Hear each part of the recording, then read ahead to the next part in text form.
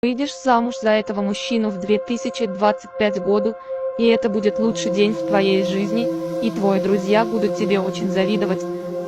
Кто твое пророчество, и этот мужчина, которого ты любишь, тоже тебя любит. Я знаю так, потому что я его очень хорошо знаю. Я скажу тебе его имя ниже, пожалуйста, нажми на сердечко и плюсик на моей картинке, чтобы тебе повезло в этом месяце. Он высокий и сильный, он сильный мужчина с добрым сердцем, который часто скучает по тебе и хочет быть в твоей жизни. Он очень сдержанный, потому что боится все испортить, однако бурное событие сведет вас вместе, и у вас будут тихие отношения.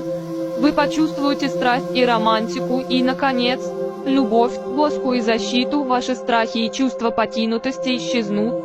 Инициалы имени твоего возлюбленного появятся в комментариях. Вы встретитесь с его семьей, и его мать полюбит тебя.